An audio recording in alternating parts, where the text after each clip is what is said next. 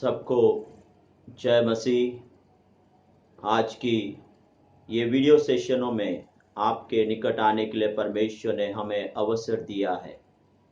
हमने पिछले भाग में हमने प्रार्थना और वचन के बारे में, उसके पहले भाग प्रार्थना की आदत बनाओ, उस विषय को लेकर हम पहले वीडियो सेशन में सुने थे। आज हम उसके दूसरे भाग में हाउ टू प्रे इफेक्टिवली, हम कैसे प्रभावशाली ढंग से प्रार्थना कर सकते हैं, आज इस वीडियो सेशन की इस दूसरी भाग में आप सबको जल्दी आने वाले प्रभु यीशु मसीह के अधिकार के नाम से स्वागत करता हूं। आज हम लोग उस सारी विषय के बारे में हम लोग आज सुनने जा रहे हैं। आज मेरे भाइयों बहनों, हम सब लोग प्रार्थना करते तो हैं, पर आज इस वीडियो सेशन के द्वारा एक प्रभावशाली प्रार्थना परमेश्वर अपने जनों से चाहते हैं। मेरे भाइयों बहनों, हमारी सब हार का भी जो रहस्य विषय है वो हमारी रहस्य प्रार्थना का विफलता या हार ही है। हमारे मसीह जीवन में कभी कभी वो हार हमारी जो रहस्य प्रार्थना या हमारी व्यक्तिगत प्रार्थना जो है उसमें जो हार होती है, उस हार हमारे जीवन और मसीह जीवन में भी हमें दिखाई पड़ेगा। मेरे भाइयों बहनों, बल्कि ये केवल एक प्रार्थना में रहने की विफलता नहीं है, बल्कि हमारी प्रार्थना करने की विफलता के कारण भी है। यदि हम लोग एक दृष्टांत यीशु मसीह ने कहा है, लूका लिखित सुसमाचार उसकी 18 का 9 से लेकर 14 तक जब हम पढ़ते हैं, वहां पे यीशु मसीह ने एक दृष्टांत दिए हैं। वहां पे 2 जन परमेश्वर के मंदिर में आकर प्रार्थना करने के लिए आए। एक था फरीसी और एक चुंगी लेने वाला व्यक्ति, दोनों वहां पे प्रार्थना करने के लिए आए। उसमें एक फरीसी जो है वो अपने ओर से कहने लगे, मैं हर एक से उत्तम हूं, मैं हर एक से बढ़कर हूं। वहां पे हम देख सकते हैं कि वो अपने बारे में कहने लगा और बढ़ाई करने लगा। और उसी समय चुंगी लेने वाला वहां पे आकर भी प्रार्थना करने लगा।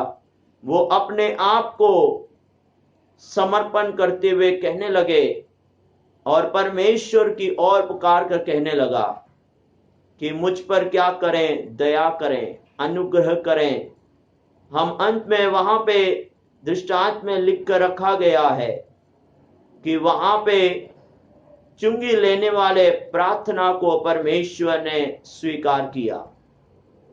इसलिए लूका 18 का 14 में लिख रखा है कि जो अपने आप को,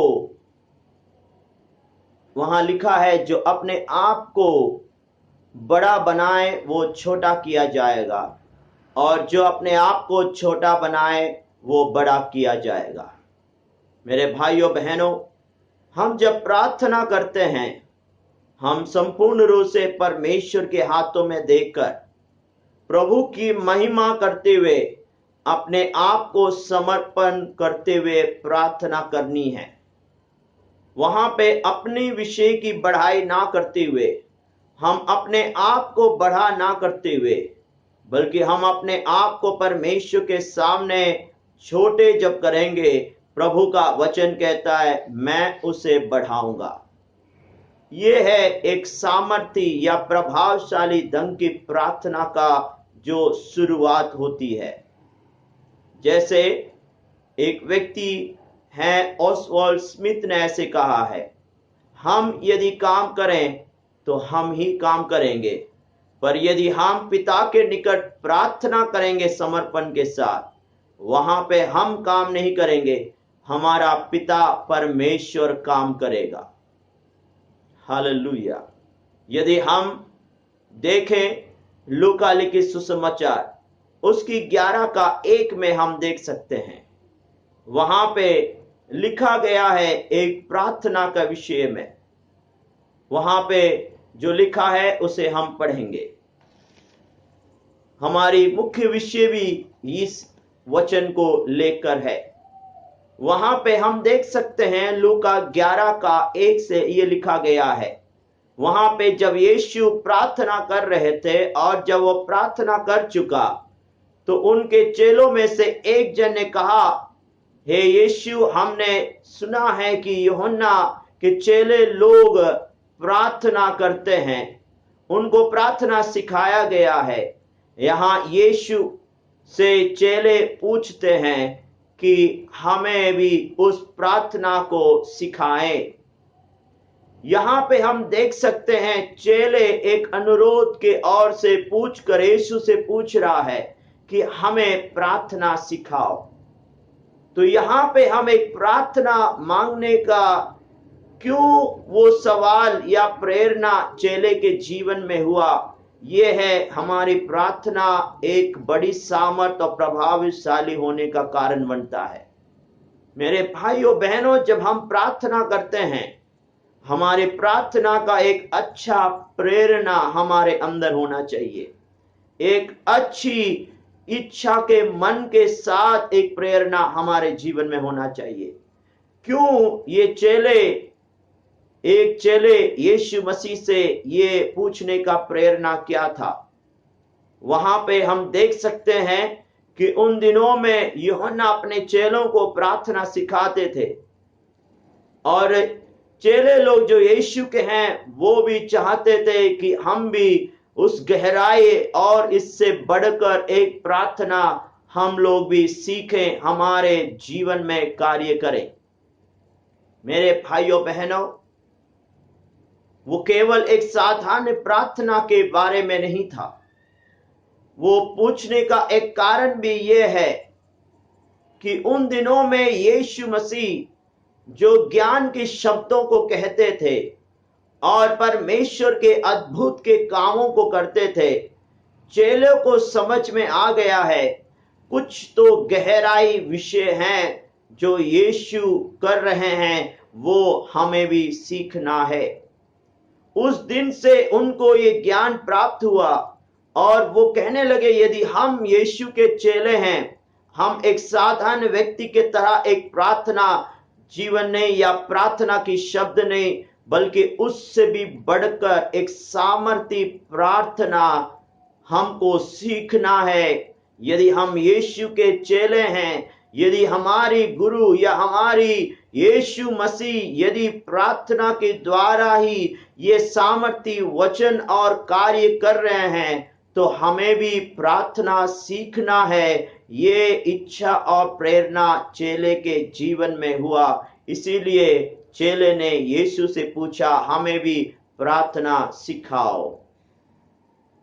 आज मेरे भाइयों बहनों, तो हमारे जीवन में जब हम प्रार्थना करते हैं, हमें प्रार्थना कैसी करनी है? प्रभावशाली वाली प्रार्थना। वहां पे ही परमेश्वर का सामर्थ कार्य करेगा। यदि हम यीशु मसीह के जीवन में भी देखें, यीशु मसीह जब इस धरती में थे, वो हम मनुष्य के रूप लेकर जब इस धरती में थे, यीशु अपने ज्यादातर समय प्रार्थना में समय बिताए हैं, हम वचन में पढ़ सकते हैं। यदि वहां पे यीशु मसीह की प्रार्थना का रवैया यदि देखें, Jesus Christ attitude in prayer, कैसे यीशु मसीह अपने पिता की ओर प्रार्थना करते थे। यदि हम मत्ती लिखित सुसमाचार 12 का 18 और 28 की वचन में यदि हम पढ़ेंगे, वहां पे हम वचनों में पढ़ते हैं कि यीशु मसीह जब अद्भुत काम करते थे या कुछ वचन अपने मुंह खोलकर कहते थे, वो यीशु की अपनी ओर से नहीं, परमेश्वर की सामर्थ जो पवित्र आत्मा के द्वारा पिता की ओर दिए गए हुए उन शब्दों को यीशु मसीह सामर्थ के द्वारा हमारे बीच में बांटते थे। यदि हम यीशु मसीह के हर कामों को देखें, वहां पे पिता की ओर से निर्भर होते हुए, पिता की ओर से यीशु मसीह मनुष्य होते हुए, इस धरती में रहते हुए हमारे बीच में कार्य कर रहे थे। ये रवैया, ये एटीट्यूड हमारी प्रार्थना में होना चाहिए। बल्कि हम नहीं, हमारे अंदर पवित्र आत्मा के द्वारा, परमेश्वर की आत्मा के द्वारा एक प्रार्थना ही हमारा पिता परमेश्वर स्वीकार करता है। जब यीशु मसीह इस धरती में थे, हम देख सकते हैं मरकस 3:13 में और लूका 6:12 और 13 में, जब यीशु मसीह अपने चेलों को ढूंढने से पहले वचन में लिख रखा है कि वो रात भर अपने पिता के निकट प्रार्थना में समय बिताया।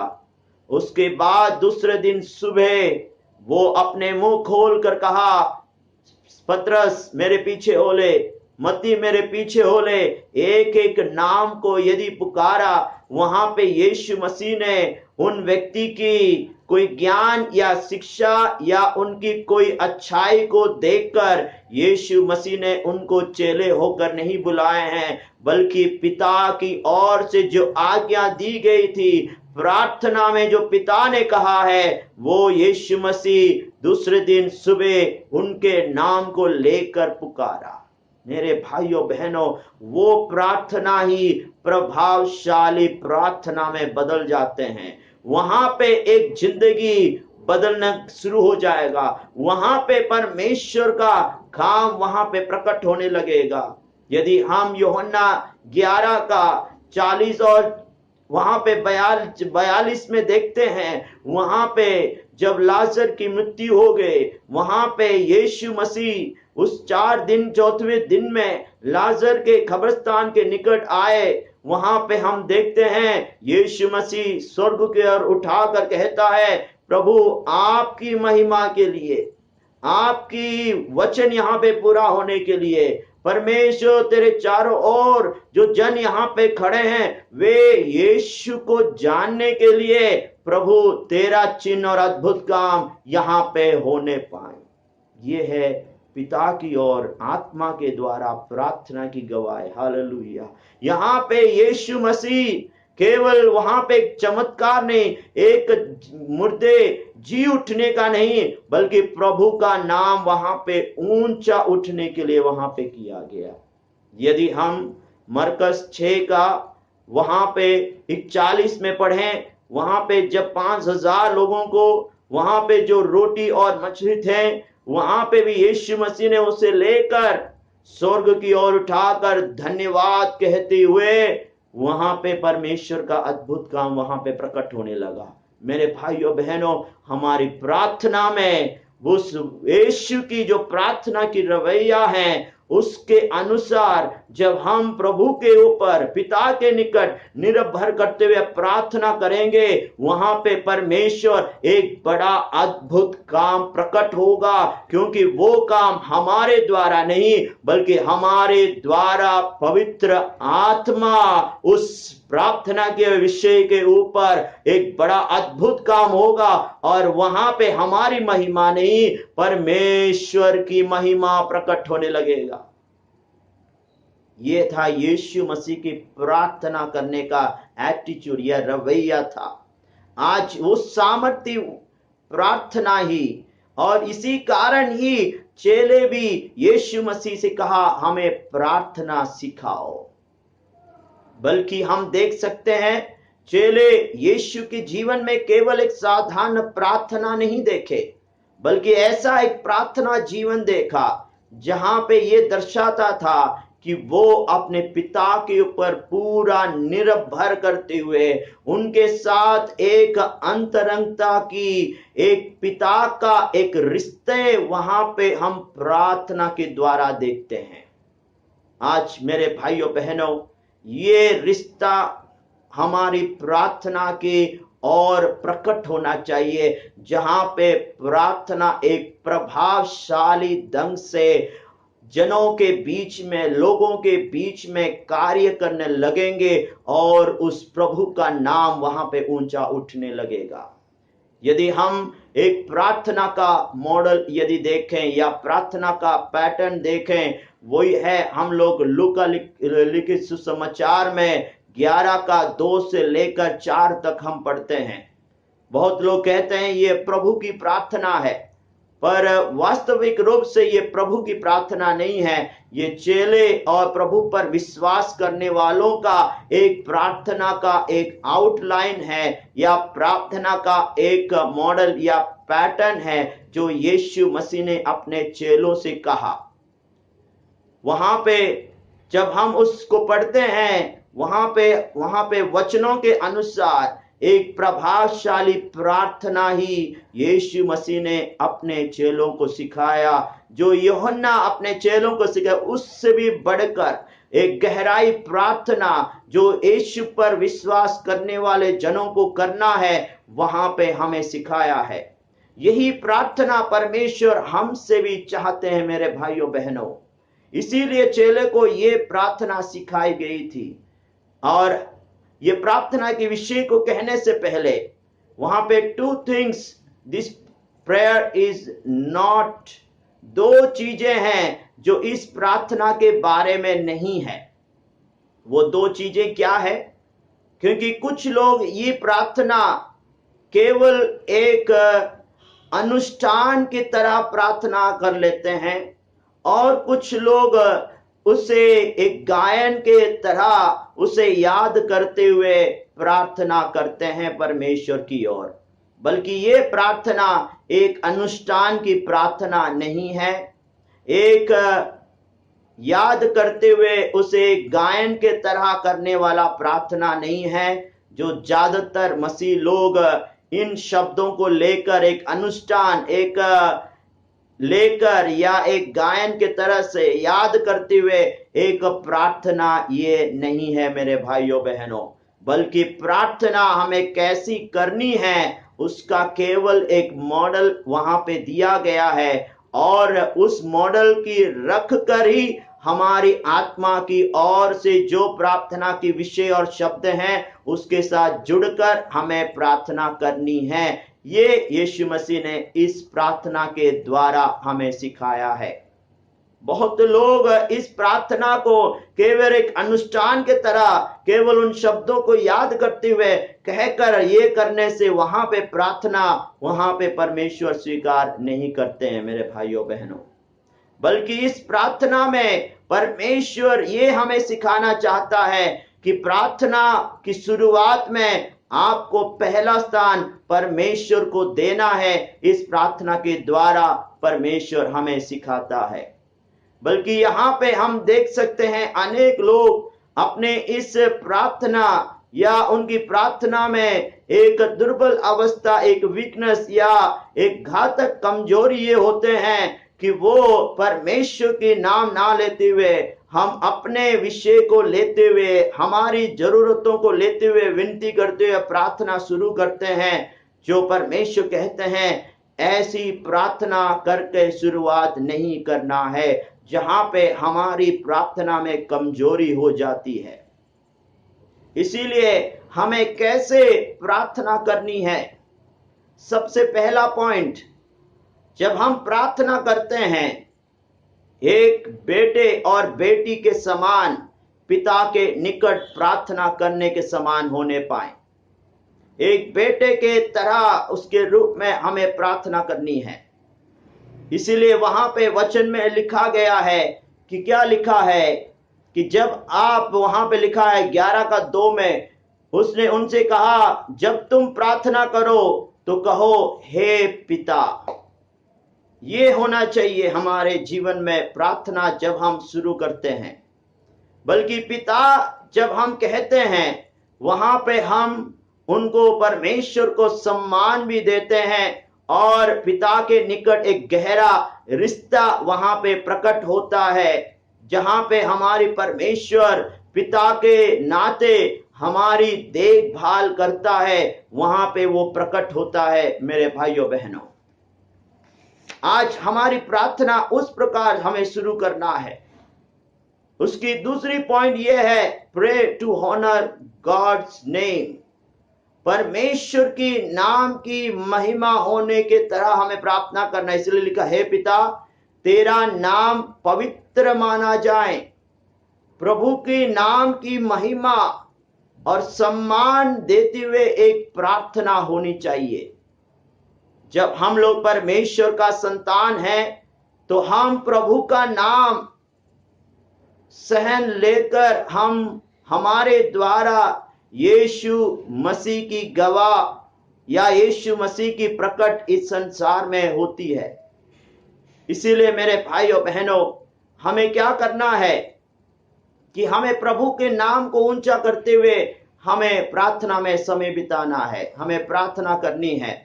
जब हम प्रभु का नाम ऊंचा उठाते, उसका अर्थ यह है कि हमारा जीवन संपूर्ण रूप से उस परमेश्वर के ऊपर निर्भर है। इसीलिए ये प्रार्थना वहां पे जब हम प्रभु का नाम ऊंचा करते हैं तो यहाँ पे हम अपने आप को समर्पण करते हुए एक प्रार्थना वहां पे प्रकट होती है। एफिसियों 3:16 और 21 में उसके बारे में लिखा है। तीसरा पॉइंट जो है, pray for God's will on earth. परमेश्वर की इच्छा इस धरती पे होने के लिए हमारी प्रार्थना होना चाहिए। वहां लिखा है कि तेरा राज्य आए।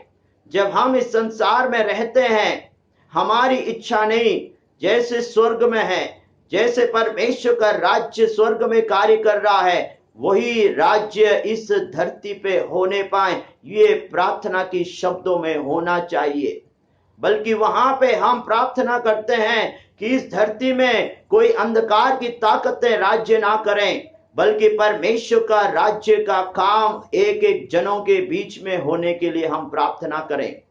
बल्कि हम लोग तीतस 2:13 में, पहला पत्रस 1:17 में जब हम ऐसे प्रार्थना करते हैं तो वहां पे हम परमेश्वर की राज्य के बारे में जो दिखाता है, जो अनंत काल का है, जो यीशु मसीह दोबारा आने वाला है, उस आशा की प्रार्थना भी की जाती है। जब हम कहते हैं परमेश्वर आपका राज्य आए, आपकी इच्छा पूरी होने पाए। और इसीलिए हमारी ये प्रार्थना जब हम करते हैं, परमेश्वर की इच्छा हमारे जीवन में जब पूरा होता है, वहां पे एक जयवंत मसीह जीवन और एक प्रार्थना जीवन का एक उत्तम प्रतिफल वहां पे प्रकट होता है। मेरे भाइयों बहनों, यहाँ पे हम अपने आप को, अपने जीवन को समर्पण करते हुए, बल्कि वहां पे हम कहते हैं कि इस धरती में जब हम हैं, हमारी इच्छा नहीं, इस संसार की राज्य नहीं, इस संसार की इच्छा नहीं, बल्कि परमेश्वर के राज्य की इच्छा जो है वो पूरा होने पाए। वो शब्द हम लोग मत्ती लिखित सुसमाचार 6वीं अध्याय में 9-10 में हम लोग उस प्रार्थना की वचनों को देखते हैं। वहां पे लिखा है कि दाई विल बी डन, प्रभु आपकी इच्छा पूरा हो। यीशु मसीह ने भी उनके आखिरी समय में क्रूस उठाने से पहले भी जब वहां पे प्रार्थना, यीशु मसीह ने कहा कि इस कटोरों से मुझसे दूर करें, पर उसके बाद वचन में लिखा है मेरी इच्छा नहीं, पिता आपकी इच्छा इस विषय के ऊपर पूरा हो। मेरे भाइयों बहनों, जब हम प्रार्थना करते हैं तो वहां पे प्रार्थना में, हमारी प्रार्थना के शब्दों में, प्रभु आपकी इच्छा मेरे जीवन में इस विषय में पूरा हो, वहां पे परमेश्वर का इच्छा और जो प्लान है उसके अनुसार बल और सामर्थ्य के द्वारा प्रभु हमारे बीच में कार्य करेंगे। उसका चौथा पॉइंट यह है, prayer for daily physical needs. हमारी प्रार्थना वहां पे उसका 3:11 लूका 11:3 में लिखा है, हमारी दिन भर की रोटी हर दिन हमें दिया कर। यहाँ पे हर दिन जो शारीरिक तौर से दैनिक शारीरिक जरूरतों के लिए प्रार्थना के बारे में लिखा है। यहाँ पे हम लोग देखते हैं कि जो परमेश्वर ने हमें बनाया है, वहां पे जो शरीर जो है परमेश्वर के लिए महत्वपूर्ण भी है, और वो जो शरीर है इस जरूरतों के अनुसार ही चलता है। इसीलिए हम लोग जब शारीरिक जरूरतें, जो शारीरिक जरूरतें होते हैं, उसकी और प्रभु का वचन में भी लिखा है कि सबसे पहले उसकी राज्य और धार्मिकता को खोजो तो आपको जो चाहिए वो आपको मिल जाएगा। उसमें अर्थ यह है कि वहां पे हम आत्मिक विषय में प्राथमिकता तो देना है, पर उसी समय हम अपने शरीर की जो मनुष्य की जरूरतें हैं उसको हम महत्वहीन नहीं जानना है, बल्कि हम उसको उपेक्षा नहीं करना चाहिए, बल्कि हमें आत्मा की जो विषय को हमें महत्वपूर्ण देना है, उसके साथ साथ हमारी इस शरीर को जो हर दिन की जरूरतें हैं वो भी हमें परमेश्वर से कहना है। ये एक प्रार्थना होनी चाहिए। यीशु मसीह ने हमें बताया है, सिखाया है। क्यों हमें ये सिखाया है? क्योंकि यहाँ पे यीशु मसीह जब ये प्रार्थना सिखाते हैं तो यहाँ पे एक संतुलन होकर यीशु मसीह ने सिखाया है, ताकि यहाँ पे हमें दोनों चीजों को बराबर लेते हुए प्रार्थना करनी है। नहीं तो केवल आत्मिक विषय नहीं, आत्मिक विषय के साथ साथ इस शरीर को, इस धरती में जब हम रहते हैं, उसकी जो जरूरतें हैं उसके लिए भी प्रार्थना करनी है। प्रभु हमें सिखाता है। ये प्रार्थना भी हमारे जीवन में होना चाहिए। बल्कि वहां पे पहले कोरिन्थियों 6:19 कहता है कि ये शरीर जो है पवित्र आत्मा का मंदिर है। यदि वहां पे ये शरीर यदि बलवंत है तो आत्मा में भी बलवंत है, यदि आत्मा में बलवंत है तो शरीर भी बलवंत है। ये दोनों आपस में एक संतुलन की ओर से ही हम यहाँ पे इस धरती में अपने मसीह जीवन को चला सकते हैं। हमारी स्वर्गीय पिता जो हैं केवल एक आत्मिक विषय के लिए नहीं, हमारे शरीर की जो हर दिन की जरूरतें हैं उसको भी याद रखते हुए, चिंता करते हुए ये प्रार्थना का शब्द भी हमें सिखाया है कि हमें हर दिन की रोटी हमें दिया जाए। तो हर दिन की दैनिक रोटी क्या है? जो मनुष्य की अपनी जरूरतें हैं, खाने का विषय, वस्त्र का विषय, रहने का विषय, काम का विषय, ये सब हर दिन की रोटी की विषय है जो एक मनुष्य को शारीरिक तौर से चाहिए। ये परमेश्वर की ओर से हमें मांगना है। ये परमेश्वर हमसे चाहते भी हैं। वो हमारी सारी जरूरतों को जानते तो हैं, पर वो अपने बच्चों से भी ये चाहते हैं और सुनना चाहते हैं। और उसका हम चौथे पॉइंट में आए, आत्मिक विषय के लिए भी, जरूरतों के लिए प्रार्थना। उसका पहला विषय यह है रिगार्डिंग पर्सनल सिन, जो हम व्यक्तिगत पापों के बारे में यहाँ पे हम देखते हैं। उसके 4 में लिखा है कि हमारे पापों को भी क्षमा करें। हमारी जो व्यक्तिगत पाप होते हैं उससे भी हमें क्षमा मांगकर ही हमें प्रार्थना के और विषयों में हमें बढ़ना होगा, ताकि यहाँ पे परमेश्वर की बच्चे जब ऐसे प्रार्थना करते हैं वहां पे उसकी व्यक्तिगत जो है उसकी पाप को क्षमा मिलती है। बल्कि वहां पे एक अविश्वासी व्यक्ति प्रार्थना करेंगे, उनका वहां पे उस प्रार्थना में उनके विषयों का माफी या क्षमा नहीं मिलती है। क्योंकि यदि हमें प्रार्थना करना है, एक अविश्वासी व्यक्ति पिता नहीं कह पाएगा। यीशु पर विश्वास करते हुए पिता होकर स्वीकार करने वाला व्यक्ति पिता कहकर प्रार्थना कर सकते हैं, और वहां पे ही उनकी व्यक्तिगत जो पाप है वो यीशु मसीह के ओर से क्षमा पिता के द्वारा हमें मिलती है। मैं बहुत जल्द आगे बढ़ना चाहता हूं।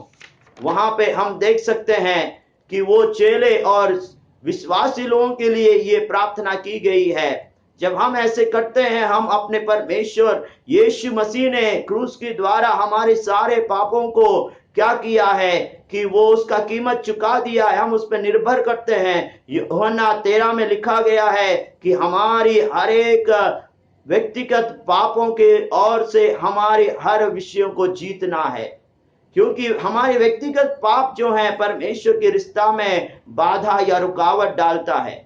जब हम इस प्रार्थना को करते हैं, यहाँ पे परमेश्वर वहां पे उस व्यक्तिगत पापों के द्वारा एक कार्य वहां पे करते हैं और क्षमा करते हैं।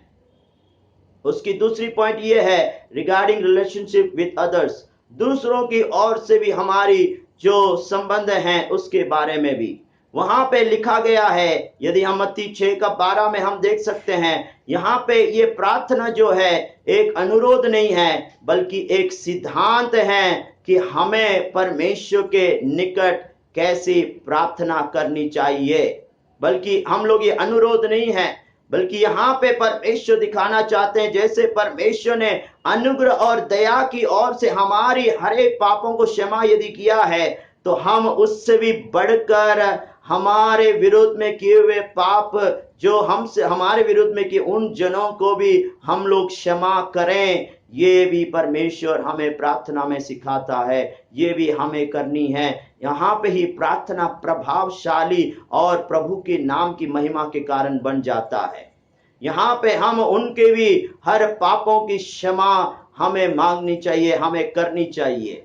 उसकी तीसरी पॉइंट ये है कि हमारे प्रेयर रिगार्डिंग पर्सनल टेम्पटेशन, हर एक प्रलोभन के परीक्षाओं में ना पड़ने के लिए भी हमें प्रार्थना करनी चाहिए। ये प्रार्थना जो है कि ये नहीं है कि परमेश्वर हमें परीक्षा में डालेंगे, उस परीक्षा से बचने के लिए प्रार्थना नहीं है, बल्कि शैतान के द्वारा जब हम इस पाप की संसार में रहते हैं, इस संसार के चारों ओर रहते हैं, शैतान जो हमारे विरुद्ध में है वो सारे अनेक प्रलोभन चिंता के द्वारा देखने के द्वारा जो भी डालते, उस परीक्षा में ना गिरने के लिए वो प्रार्थना हमारी मसीह जीवन में होना चाहिए।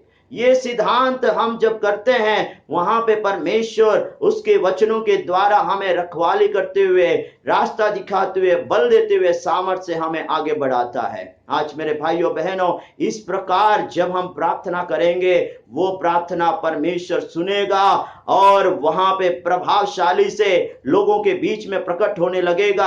आज परमेश्वर की ओर से हम समर्पित करें, आंखें बंद करें और प्रार्थना करें, परमेश्वर ऐसे प्रभावशाली प्रार्थना तेरे जनों के बीच में इन दिनों में ऐसे एक प्रार्थना की स्वभाव, एक प्रार्थना का राय पिता परमेश्वर उनके जीवन में होने पाए। परमेश्वर तू ऐसे करने जा रहा है। आने वाले दिनों में उनके एक एक प्रार्थना के द्वारा प्रभु के नाम की महिमा होने के लिए हम प्रार्थना करते हैं। सारी विषय आपके हाथ में देते हैं, यीशु मसीह के नाम से मांगते पिता, आमीन आमीन आमीन। परमेश्वर आप सबको आशीष और अनुग्रह दें और आप प्रभु में और प्रार्थना में इस वचनों के द्वारा प्रभावशाली हो और प्रभु की महिमा हो। आमीन।